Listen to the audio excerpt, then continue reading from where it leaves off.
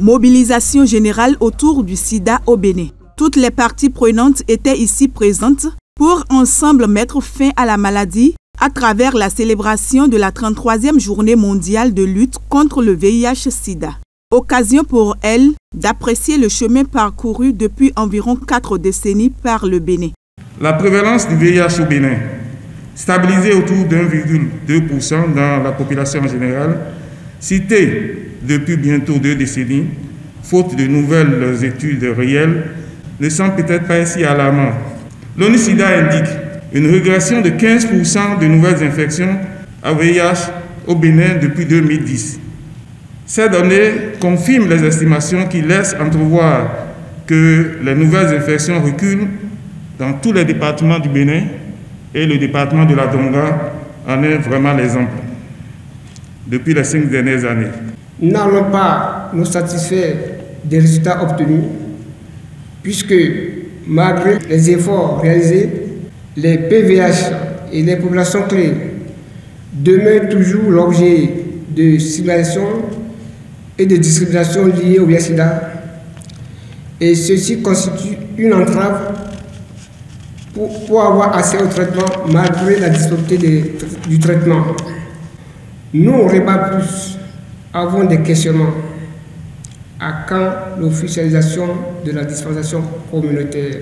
Pour le Bénin, il faut maintenir la veille. Le pays est ainsi résolument engagé à lutter contre ce fléau au regard du thème de cette édition. Mettons fin aux inégalités, mettons fin au sida, mettons fin aux pandémies au Bénin.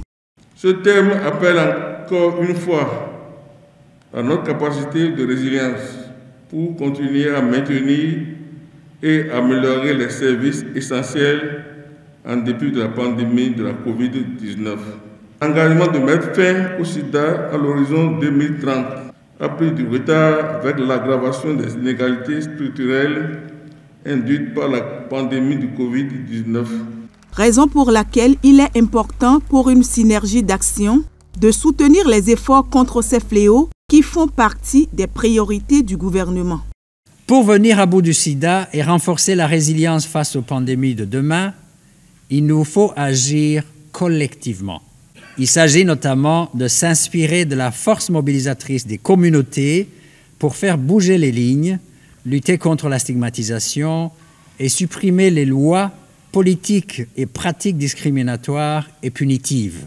Au Bénin, le PEPFAR aidera le gouvernement et le peuple à accélérer le progrès vers la réalisation de leurs objectifs 95-95-95. Avec cette première tranche de 6 millions de dollars de fonds PEPFAR, le Bénin rejoint 8 autres pays d'Afrique occidentale dans la lutte collective contre le VIH et le sida. Et sans la jeunesse, le Bénin ne peut parvenir à un taux zéro de prévalence du VIH-Sida.